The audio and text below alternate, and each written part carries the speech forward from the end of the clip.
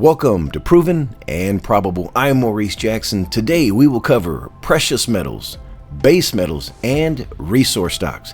And I'm honored to introduce our special guest. He's a wealth builder, investor, stock picker, and the author of my favorite books. He is your favorite and my favorite, the legendary Bob Moriarty of 321 Gold and 321energy.com.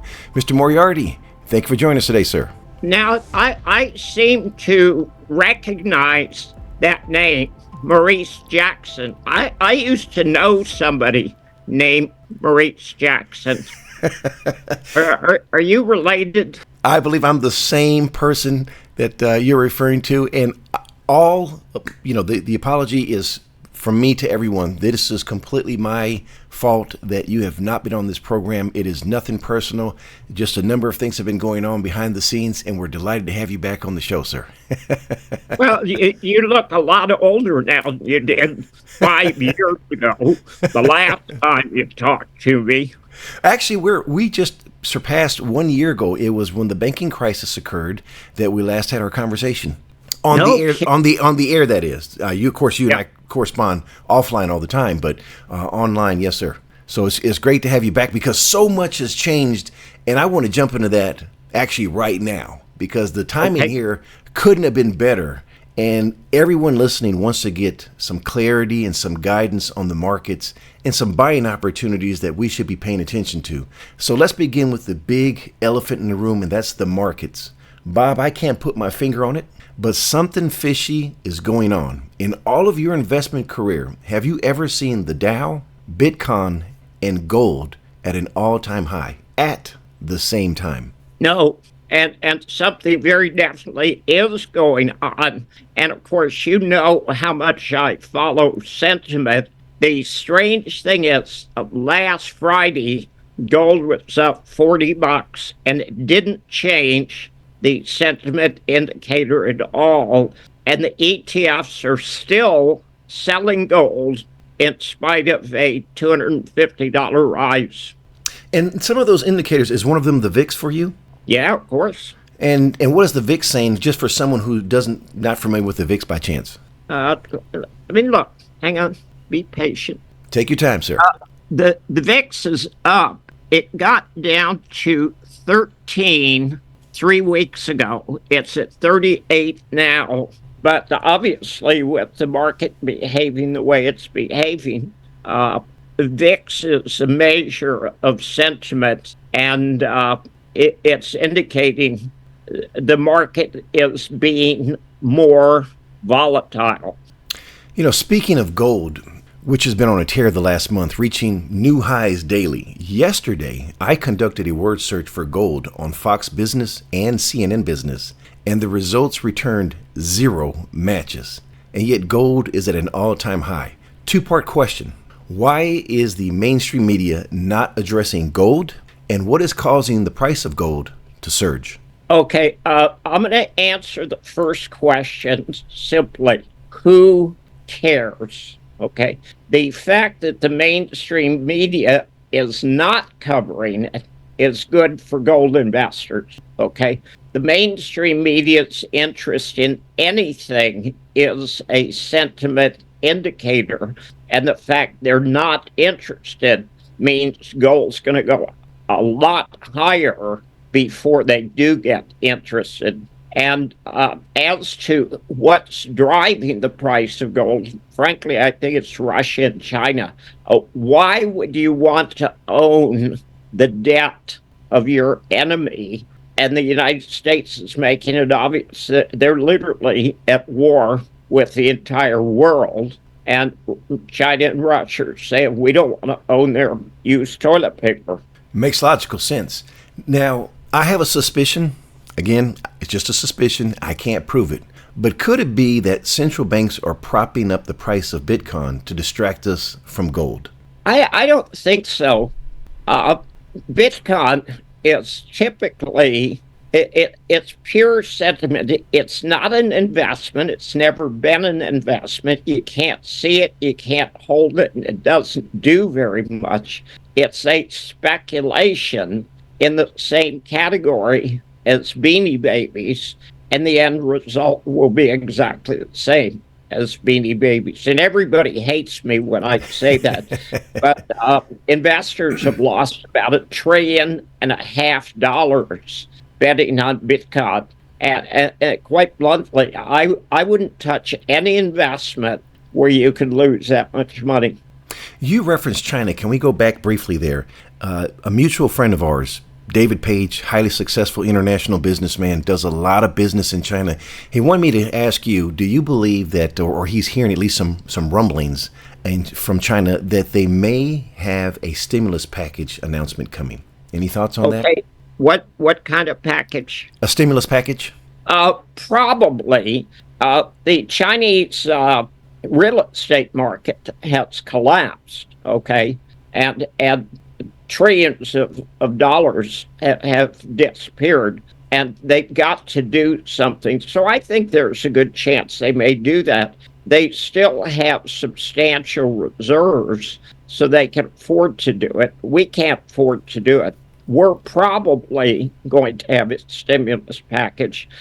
You had talked about us not being in touch for a year on the web, okay, back to March of last year, and the banking crisis. At the bank term loan facility that the Fed put out ended on March 11th. So the last time we talked was last year's banking crisis, and this year's banking crisis is coming up shortly. You heard it right here, folks, because this is something that, in my view, tends to get overlooked. Everyone thinks that the banking crisis has been resolved, and you just shared it right there, Bob. So be aware, and this, again, is one of those reasons why it's important for you to have a diversified portfolio. But I always say in diversification, I'm referring to having physical precious metals, and we're going to get some insights from Bob on that here in just a second. Germane to the price of gold is always the subject of war.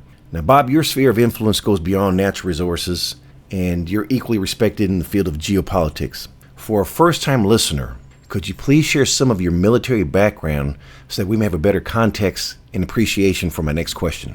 I'm not sure. Okay. It gets so crazy that it almost seems outrageous. I enlisted in the Marine Corps a week after I turned 18. I went to boot camp in San Diego. I was platoon honor man. I set a record at the rifle range that lasted for 18 months. I got accepted into flight training with no college. I was the youngest cadet in the entire program and became the youngest naval aviator in Vietnam. I served in the Marine Corps for 6 years. I was in Vietnam for 20 months. I flew, I think, 832 missions in about 6 or 7 different airplanes. I flew the F-4, the O-1C, the O-1G, the S-2, the C-1, and the C-47, and the OV-10, and the CH-46. So you're a very well-decorated pilot, and you have experience. So this isn't just from a theoretical standpoint. You've been there, you've done that, you've experienced the absolute worst. Last week, you shared something with me that that had your attention, and was excuse the background noise here for 1 second, folks. Got some looks like a trash truck driver is confused on where he's going, so forgive the beeping here for 1 second. Let's see if he's driving into your parking lot, yeah. You got a problem.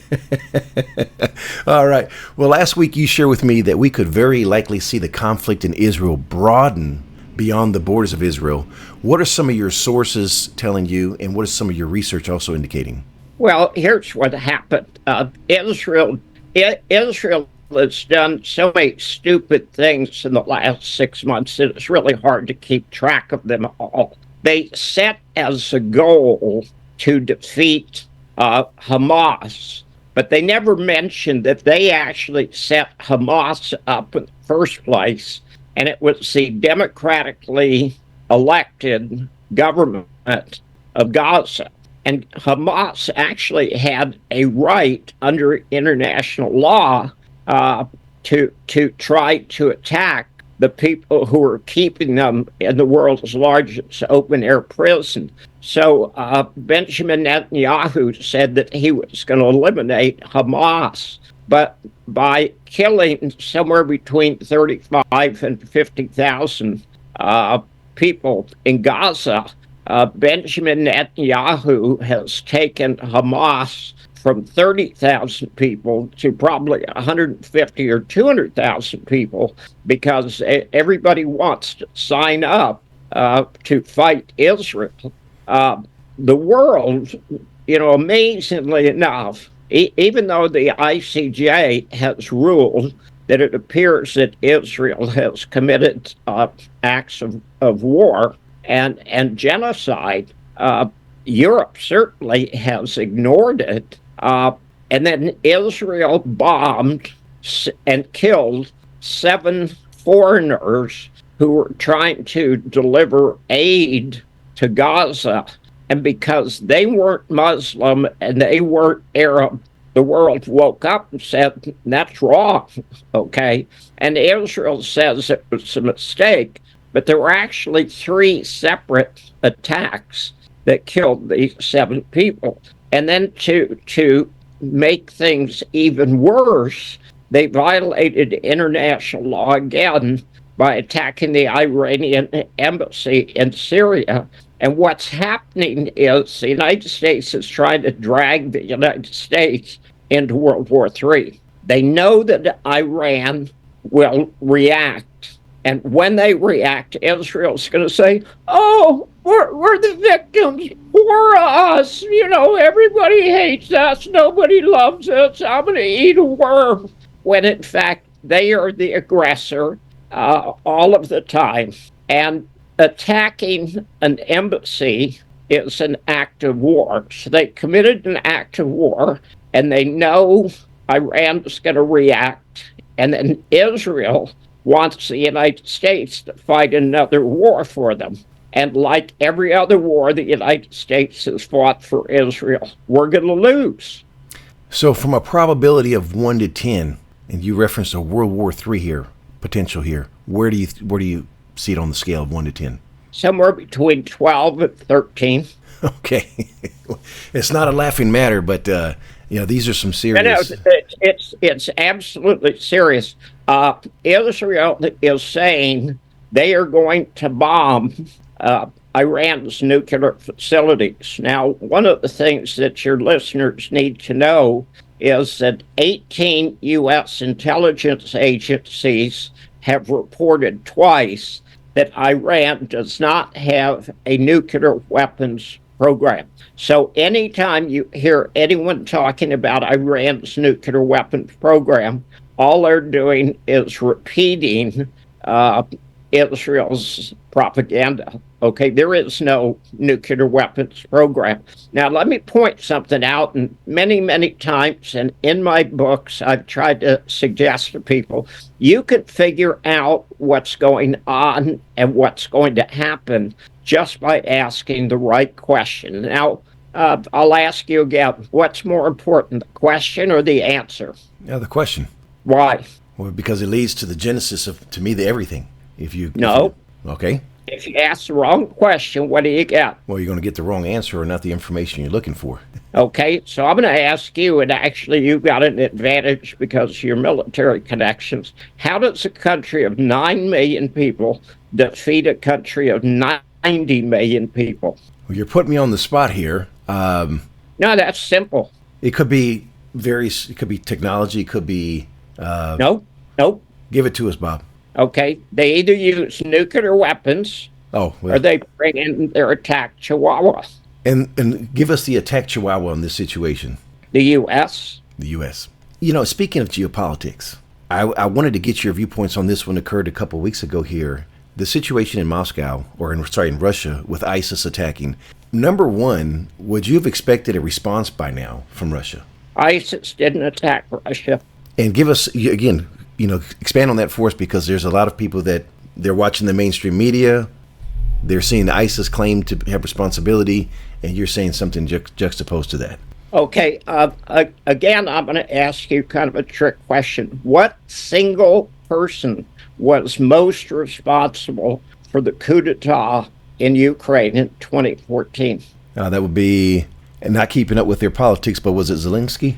No, it'd be Victoria Nuland. Okay. Okay. Victoria Nuland came out twice in the months before the attack in Moscow and warned Putin that there were some nasty surprises coming. Victoria Nuland is one of those people that's so evil. When she comes up with an evil plan, she just has to share it with us so we know it was her. The attack on Moscow was the CIA. It's a typical chicken shit, meaningless attack just to piss people off. And that's all the CIA does. And I worked with the CIA in Vietnam, and they haven't changed in 60 years. Now, out of all that you said here, for someone, again, it's a first-time listener, Bob, just for the record, who wins when it comes to war? Nobody. And again, you're not advocating war, and that's what I appreciate also in this context, but very well stated. No one wins when it comes to war. Now, leaving gold, silver quietly is making a move up to $28, along with copper surpassing $4. And these prices are moving, or I should say, are these prices moving for the same reason as gold? Yes, absolutely. And interestingly enough, and you're a little bit wrong, silver actually hit like $28.35 today. Silver just shot up, and copper is up big time. But here's what's important to understand. While we have had record highs in the Dow and the S&P, compared to the Dow and the S&P, commodities are the lowest price they've ever been in history. And compared to commodities, gold shares are the lowest they've ever been in history. And you know I'm a contrarian, so you invest in what everybody hates. And right now, everybody hates gold shares.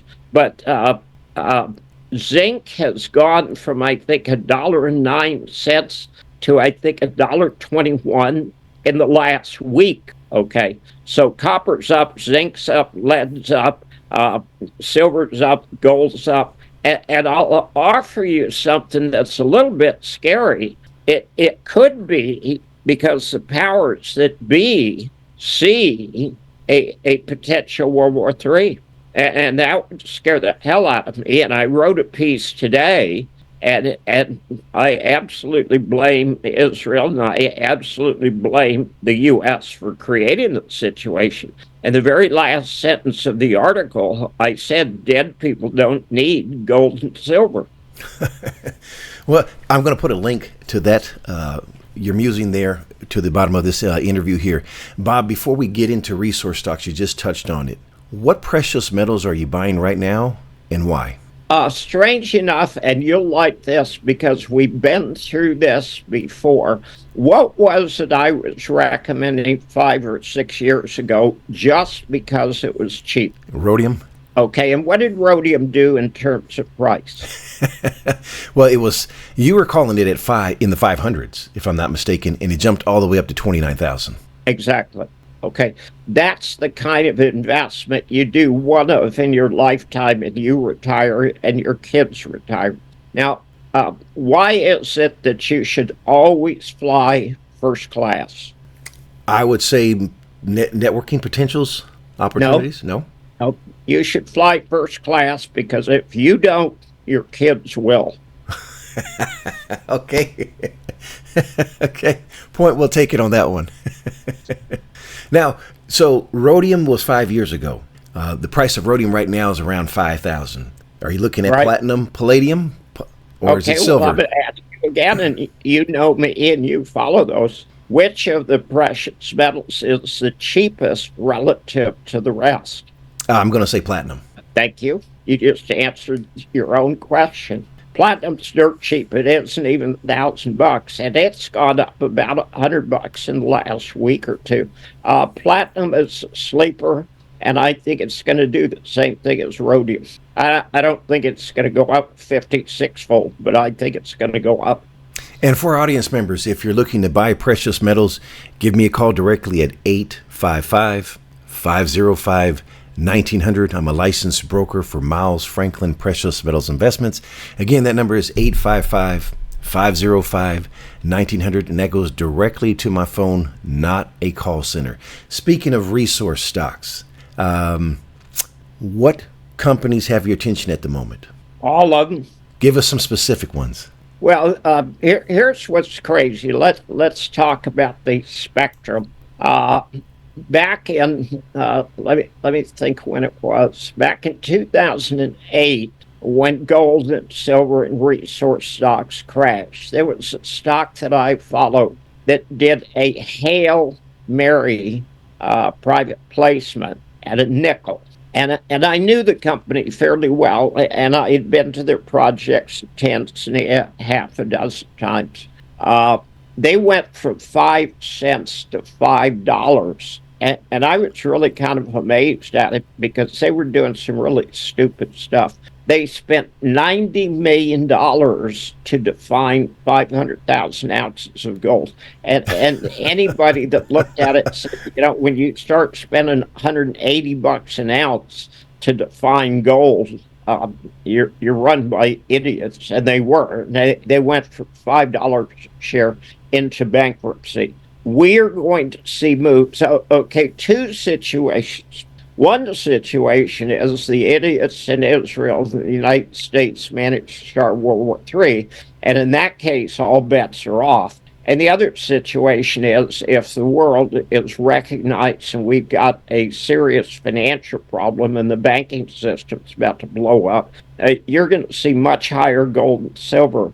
And all these people that went into Bitcoin and all these people that went into the AI stocks are going to move into gold and silver. And those markets are so small. I'll ask you another trick question. What's the total market value of all the cryptocurrencies? I don't have that number, but it is enormous. It's over $2.5 trillion. Okay.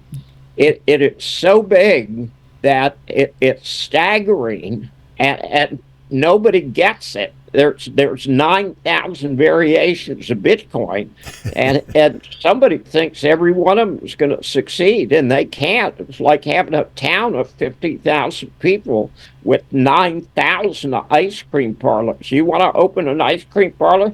You're going to lose your shirt.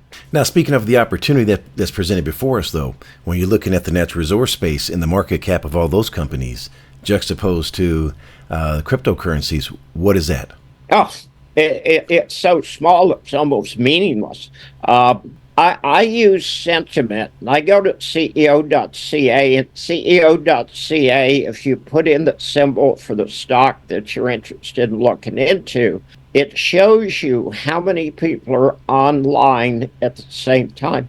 And lots of the stocks that I follow, there'll be 2 or 3 people tracking. Yeah. It's only been the last week or two that anything has picked up. Now, I wrote about Newfound Gold, and I wrote about West Red Lake Gold on Thursday, and they're up 15 or 20% since then on enormous volume. We are starting to see money coming into the space, but still, sentiment says people are so skeptical, it's going to take much higher prices in the metals and much higher, far higher prices, hundreds of percent higher in the stocks before people wake up.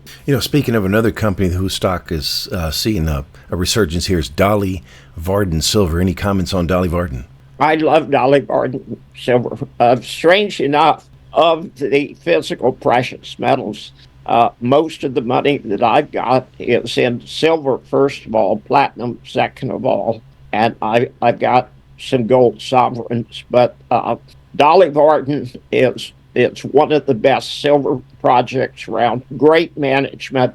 The numbers coming out of their drill results are absolutely spectacular, and they're going to do very well. All of the silver stocks, except the ones in Mexico, are going to do really well. Another silver stock that I really love the management of is Redneck Silver, and they were down in Mexico looking at properties that Peter McGaugh and I looked at literally 15 years ago. He was part of those, and Mexico's turned stupid, so they had to go to Plan B and move their entire operation to the United States. But they're still a great company. And the ticker symbol for Dolly Varden is D as in Delta, V as in Victor, and the CEO is everyone's favorite, Sean Kun Kun. And they just had Eric Sprott put in another, $15 million in as a strategic investor, and a 7% float. And you referenced high grade. It is a consistent theme with every press release on Dolly Varden Silver. Let's switch gears to Lion One. Any comments? Okay, here's the problem. When resource stocks go down, they get dumped just because they're liquid. And Lion One was liquid. They're in production now. They have total support of the government in Fiji. They've got an alkaline deposit. They're going to end up with somewhere between 5 and 10 million ounces of gold. And everybody hates them because Wally did 2 or 3 placements at exactly the wrong time, and it clobbered stock. That is very bad for existing Lion One shareholders. However, it's an incredible opportunity for potential Lion One investors. Lion One has a lot of gold. There's an identical deposit 40 kilometers away called Vaticola, and we know exactly what's going to happen. Vaticola's been in production since, I think, 1932, and they produced 11 million ounces. Now, I think they've produced 8 million ounces, and they've got resources of another 3 million ounces. So Lion One's got a lot of gold, but they're at the point where people make tiny mistakes and the market beats the crap out of them. But I own a lot of Lion One, and I haven't sold any of it. And I would be happy to own more if I was rich instead of just handsome. Why are you laughing? You're not supposed to laugh. I saw my reflection. That's why I'm laughing. Okay. And the ticker symbol for Lion One Metals is Lima Indigo Oscar, and that's liononemetals.com. All right. Switching gears. Bob, we received several questions from our subscribers. Do you have time to share some more of your wisdom there? Nah. You're done for the day? Don't be silly, of course. Okay. Strange enough, listening to your subscribers, I think, is one of the most valuable things you do. And I'm far more interested in what they want to know about than what I want to know about. I think the questions are great, and I highly encourage them. All right, sir, let's begin. First question, who inspired you growing up? Strange enough, I was inspired because my parents couldn't hold a job. And I mean that literally. We moved virtually every year.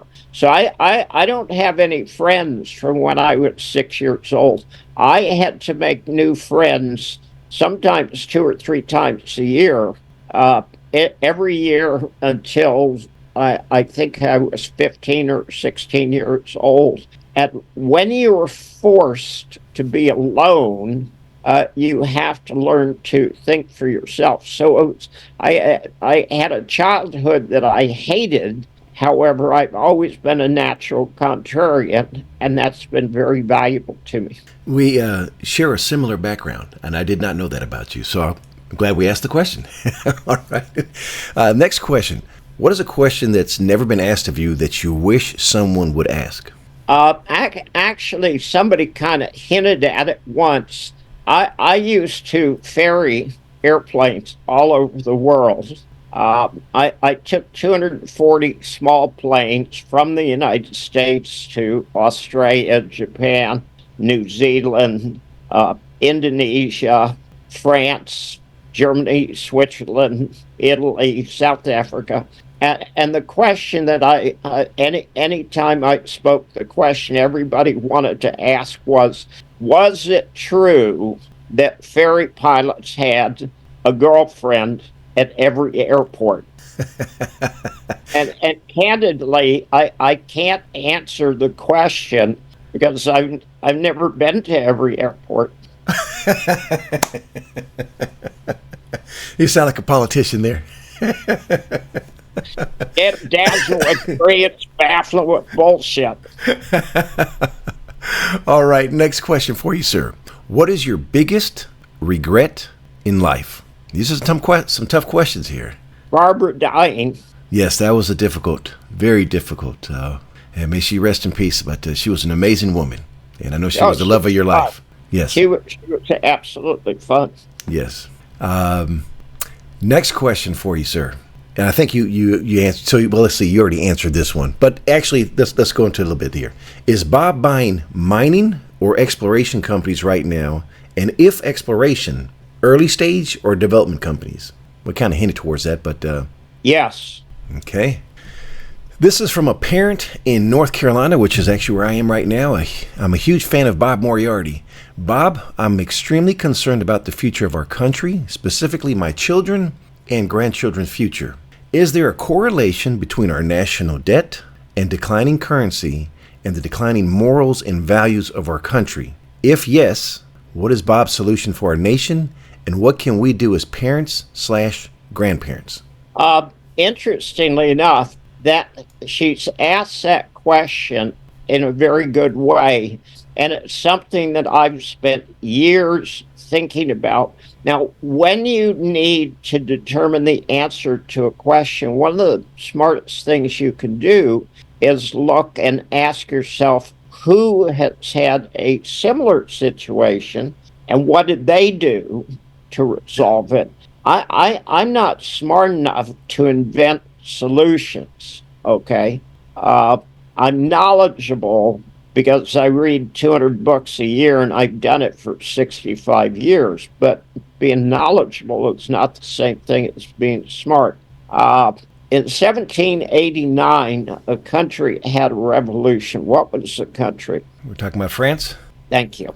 How did they come out of the revolution? Who led them out of the revolution? It was Napoleon. Okay. How did he do it?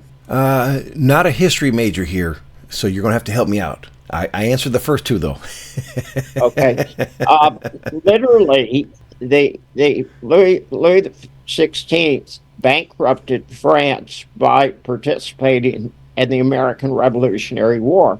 And to give France credit, the Americans, the colonialists, would have lost the war if France had not gotten involved. So we could say it was a good thing that France got involved. But in fact, wars, nobody wins any war. It's just a question of how much each side loses. And France's participation in the American Revolution, which they didn't have to do, bankrupted France, and the people in Paris couldn't afford wheat. So they started a revolution in 1789. They went through two different currencies, the assignat and then the mandat, and both of them, they printed money like crazy, which is exactly what the United States is doing right now. Mm-hmm. And then Napoleon realized conditions were totally out of control in France, so he staged a counter-revolution. He was a colonel in the French army. He staged a counter-revolution, and he, in fact, shot a lot of people, okay? It was a bloody counter-revolution. And the first thing he did is go back to honest money. Now, I absolutely believe that you need a fixed value for a meter. You need a fixed value for a liter. You need a fixed value for a gram. And if all of those are true, why wouldn't you need a fixed value for your money? And I think you do need a fixed value for money. And once you lose track of the value of money, you have no idea of what value is for anything. And I certainly see it in the corruption, which is absolutely staggering to me, not only in the United States, but certainly in Europe. Europe's run by a bunch of brain-dead idiots. Why they allowed the United States to drag them into a war supporting the most corrupt country in Europe is totally beyond me. And Zelensky's a crackhead. Why would you give a crackhead money? And we continue to do that. So the Ukrainian war has killed 700,000 Ukrainian soldiers, which I think is a tragedy. And Ukraine has lost the war, and the United States and NATO are saying more, more. Now, what did Blinken say about Ukraine and how it affected the United States? He said this back in December. Again, I don't follow the Ukrainian situation. I have a different viewpoint than most people, so I don't follow it. I may get into that in just a second, but I haven't followed it. You have to forgive me. Okay, there's this really great website called 321 Gold, and you should read all the crap that guy writes, because he's a handsome thing. So what was it? Yeah, what did Blinken share or convey? Blinken said that the war in Ukraine was a win-win for the United States because it created jobs. 90% of the money that was being donated to Ukraine actually went to the United States, to the military-industrial complex, and it created lots of jobs. And of course, my question is, how many Ukrainians do you have to kill to generate one job in the United States? That's one of the sickest things I have ever heard any politician say, and to equate 700,000 dead Ukrainian soldiers with creation of jobs in the United States, that is the mark of an evil, vicious person. Well, I might get some kudos from you on this one, at least, because it reminds me of Dwight D. Eisenhower referencing the military-industrial complex. And there you have it right there. Well, McCarthy did the same thing. Both of them understood how dangerous the military-industrial complex is. And quite bluntly, the military-industrial complex is running the United States, and they don't care how many people they kill. I'll ask you another trick question. What could the United States do to end the genocide in Gaza in one day? I thought you were going to ask me about Ukraine, because I was going to say we're not going to join NATO. But strange enough, it's true of Ukraine too. But how could they end the genocide in Gaza? One day, one decision. It's always something simple, and I overlook it with you. So please give it to me, because I'm going to struggle. I call up Benjamin Netanyahu, who said, "Tear up your Platinum American Express card. We just canceled your credit." While Biden is sitting there telling the world he cares about the murder of innocent civilians, he's shipping 2,000 pound bombs to Israel that Israel is using to kill innocent civilians. Now, I flew 125 missions in the F-4 and about 700 missions in the Bird Dog, and I never dropped or I never controlled a single 2,000 pound bomb because it was far too big. In the F-4, we carried 10 500 pound bombs, or typically 500 pound bombs and 5 napalms. But I've dropped hundreds of bombs, and as a forward air controller, I've controlled thousands of bombs, and there was never a need for a 2,000 pound bomb. It's literally overkill. Well, thank you for putting that to some type of perspective for us. I want to go back and make sure we answered the question, the young lady's question here, and that is the solution. Partly, I think, is what you were alluding to. Is it having precious metals, because you referenced currency not having a measure that is consistent? So would it be owning precious metals as part of that solution? Actually not. Okay. What is money in simple terms? Medium of exchange, store of value. That's part of it. Money is anything that two people agree is money. It can be salt. It can be cattle.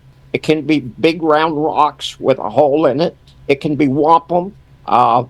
There's just all kinds of things that money can be. But the very best money is money that has a fixed value that is accepted everywhere. And that, of course, has been true for 5,000 years of gold. We have corruption in the United States and Europe and the world because the level of debt, which is totally out of control, and we need to go back to honest money. And we could solve 100% of the corruption problem. We could totally devastate the World Economic Forum, which wants to turn us into slaves and masters, just by going back to honest money. And the best honest money out there is gold and silver. Next question comes from, well, you answered the question, but I believe it's a good question still to bring up, and that is, I can't believe that Bob Moriarty is not a household name in this nation. Why are there people who provide no utility in society, such as actors and athletes, regarded so highly, and yet Bob Moriarty, a leader and visionary, and one who provides so much intellectual content, is held in the background? I believe you're one of the most underappreciated minds that the world has not yet recognized. Have you always been an independent thinker, and was there a moment in your life that made you a contrarian? You answered that for us, but I want to give kudos to you and what the listener there shared about you. Unless you wanted to comment some more on that, sir. If that's a woman, I want to marry her. Okay. Okay, here's the deal. And it's strange enough, the reason I like these listener questions is they bring up stuff that we don't think about sometimes. The reason that celebrities and actors and actresses and sports players, the reason that people look up to them is because they're visible. But what's happening right now is there is this shift towards far more visibility to people who have always been ignored before. I think that Twitter and Substack are exceptionally valuable because they give people a voice who didn't have a voice before. And Substack is a great invention, and it's one of those sink or swim. If you've got something to say that people want to hear, they've got a platform for you. And there's 10 or 15 people that I subscribe to and am quite happy to pay because what they've got to say is so interesting. I avoided doing video interviews for years because, frankly, it doesn't put a penny in my pocket, and I know how I feel. So, I can talk to myself and learn lots of interesting things. I have the most interesting conversations with myself. But what I've discovered is that there are a lot of people who like listening to me. I was kind of hoping they liked looking at me, but unfortunately I haven't run into that yet. Well, hey, you have a haircut since last time, by the way. Yeah. I hate it. It's too damn short. Okay. Next question or comment. I mean this in the most respectful way, but how does Bob have so much moxie and determination at his age? You are a true Renaissance man, and I absolutely love it. So that's a comment there. Part of it's landing on aircraft carriers when I was 19 years old. That's the secret there? Yeah. Okay. Here's a good one. This was one that really got my attention here. I like this one the most, probably. I'm in my 20s, and I recently found your work on this channel. I'm thoroughly impressed with your commentary, and I find it intellectually enlightening and entertaining. For those of us who wish to be the next Bob Moriarty, what words of wisdom would you share with us? I like that one. Read as many books as you can. Speaking of that, this was not a question, but I'm aware of this. You, sir, are a speed reader, and you referenced earlier, probably many of us glanced over it, you shared you read how many books per year? 200. That is astounding. The funny thing is that's probably on the low side, because when I was ferrying airplanes, I could read 10 books in a week, okay? I would go into an airport, I would look at all the paperback books that they had in stock, and I read that one, read that one, read that one, read that one, read that one. The beauty about reading is that every single book has something of value. Now, my mother taught my twin brother and I how to read before we started school. The way we teach children to read is exceptionally non-productive. Okay, everybody could be a speed reader if they were taught reading the right way, and consuming 130,000 books. You don't have to be smart. You just have to be knowledgeable. That's just quite. I'm still mind blown by that. You referenced there was a some type of platform that teaches how to speed read in one of our previous interviews, if I'm not mistaken. Did you not? There was a reference point you gave to for someone who wanted to learn. There are courses for learning speed reading. There is nothing that will help you learn across the board. If I had 5 or 6 year old children right now, I would have them in a speed reading course. That's the most valuable education skill you could possibly have. Yeah, I have 3 little ones, and I wish they would have had that course. So I'm going to look into that because I personally want to pursue that myself. Now, regarding energy, I know that you're not a fan of uranium. This is again another question here, not from me. Why? And is there an alternative energy that you prefer? Strange enough, the whole energy issue is a misnomer of sorts. Climate change is fraud.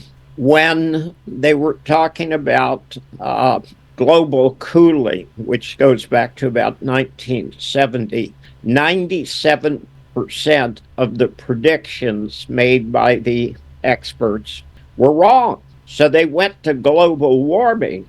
And again, 97% of the predictions about global warming from the experts were wrong.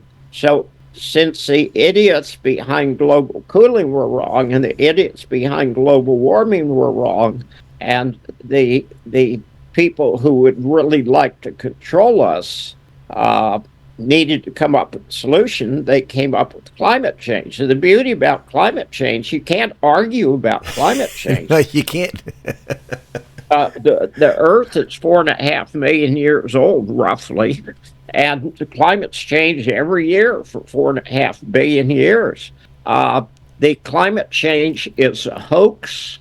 The idea that electric vehicles and wind power and solar energy is a solution is absolute rubbish. It will decrease the standard of living of people.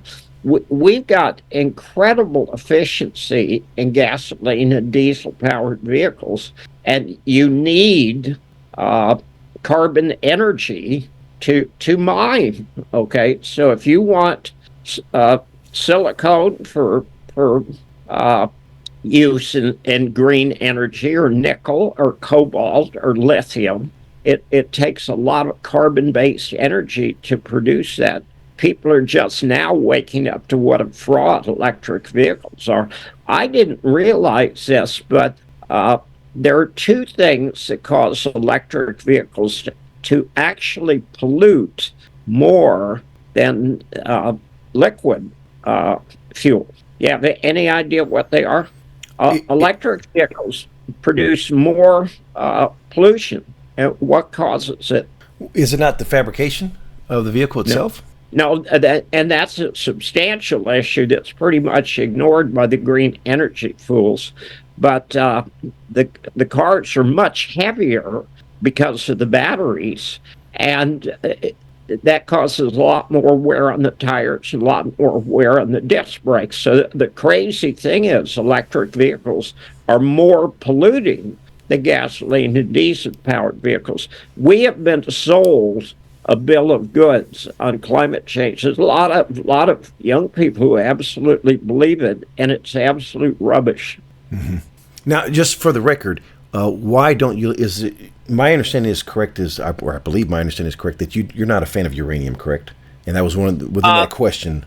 The issue that I have with uranium is, what do you do with the uranium after it's no longer suitable for energy? Okay, and because the half-life of uranium is so long, I'm not sure we've solved all of the issues. Uranium is the least polluting and cheapest form of energy, and it is so far superior than wind power or solar or electric vehicles. That is insane that people are shutting down power plants. The issue with uranium is that every plant has to be designed in every plant is custom. And if you design automobiles the same way, automobiles would cost $10,000. We need to solve the pollution problem, and we need to solve the problem of the expense of creating them in the first place. I think that small portable uranium nuclear power stations are a very viable solution for the future. But we've got far more oil and natural gas than people realize. Natural gas is absolutely the cleanest form of energy. It only produces CO2 and water. And frankly, CO2 is one of the most valuable gases. It's not a pollutant. It's exactly the opposite. We need CO2 for plants to survive. Mm-hmm. Speaking of clean energy, let's talk about some catalytic metals that prevent that. And that is, what is causing the price of palladium to come down, and why hasn't the price of platinum responded? People confuse the use of palladium and platinum in catalytic converters, and the way the narrative has gone is that platinum is used for diesel vehicles and they're not popular, so the demand for platinum has gone down, and palladium is used for a gasoline powered vehicle, and that's why the price went up. Actually, there's a lot more palladium around than there is platinum, so the ratio used to be $400 palladium and $1,000 platinum, and it's reversed. I think palladium's about $1,200 now, and platinum's just short of $1,000. In fact, both platinum and palladium are suitable for catalytic converters, and that's why when people wake up, the price of platinum is going to go a lot higher. Next question. There was a lot of chatter regarding the BRICS making a major announcement back in August regarding a gold-backed currency. Was that a coordinated head fake, or do you believe it was a test to see how the market would respond? I think it was both, actually. I think they will go to a gold standard because, frankly, it's the only reasonable, quick solution. If you go back to the banking situation a year ago, when 3 out of the 4 biggest banks that collapsed in U.S. history collapsed in March of last year, the Fed came out with the bank term loan facility and loaned money to the banks for their used toilet paper. And then the Fed came back and ended that program on March 11th of this year. So all the banks have been handed their used toilet paper back, and they've handed the T-bills and T-bonds back to the Fed. The banking system is in terrible, terrible condition in the United States, and I think it has to collapse. I mean, it's underwater when you look at the assets of all the banks in the United States. The actual total value is negative. So at some point in time, there's going to be a crisis. And I think it's fairly soon. Next question. If a gold-backed currency were to be issued, what type of repercussions would we see in the price of gold and or precious metals? And what would happen to fiat currencies? Oh, well, fiat currencies are they're in the crapper right now. It's a rush to the bottom. You raised a good question because everybody forgets this. When you're talking about the price of gold, how many commodities are you talking about? Well, that's an interesting question. So I would logically think one, but that's obviously not the answer. We have to, what's it quoted in? Well, it's quoted in a currency or a basket of different currencies, but... If you're talking about the U.S. dollar price of gold, you've got gold, but you've got the U.S. dollar. Okay, so you're talking about two different commodities. It's a question that you really can't answer, because if all fiat currencies go to zero, the value of gold goes to infinity. I'm not as concerned about what the price of gold will go to as to it will give a backing to a real economy as opposed to a fake economy. I believe these numbers are more or less correct. Manufacturing in the United States is somewhere between 8 and 12% of the economy, and shuffling pieces of paper, the financial system, is about 30% of the economy. And that's absurd. Yeah, that's out of whack. Like, yeah, exactly. It's like saying you've got an Indian casino and a hairdressing salon in a town, and that's the economy. Indian casinos and hairdressing salons are not an economy. You need a real economy, and you need to produce something of value, either grow it or manufacture it or mine it, to have wealth. Shuffling pieces of paper does not create wealth. Interrelated question here. What are the chances that there will be a digitally backed currency? And what will be the impact, again, on precious metals? 100% chance, and there's also 100% chance that it will fail. Okay. It's another variation of fiat currencies, and if debt is the problem, it's not an issue of what kind of fiat currency the debt is in. It's an issue of it's fake money. Okay. Central banks would love to have central bank digital currencies. And what the guys behind the cryptocurrencies don't understand is the central bank digital currencies are not blockchain, and they're not going to take Bitcoin or Doggy Coin or any of the other 9,000 variations. The central bank digital currencies will be tried, and then they'll fail. Well, and you just referenced blockchain. Next question. I know you don't like cryptocurrencies. Do you have any views on blockchain? And I'm assuming that's from an investment standpoint, possibly, as I would infer that question to be. Not from an investment point of view, but from a financial point of view, in terms of, is it useful? Absolutely. It's handy. It's just not money. Okay, the idea that you've got this remote accounting system, it's somehow different than a centralized accounting system. It's an accounting system. That's all it is. I've got an accounting system on my computer. It was $79. I mean, and it's worth every cent.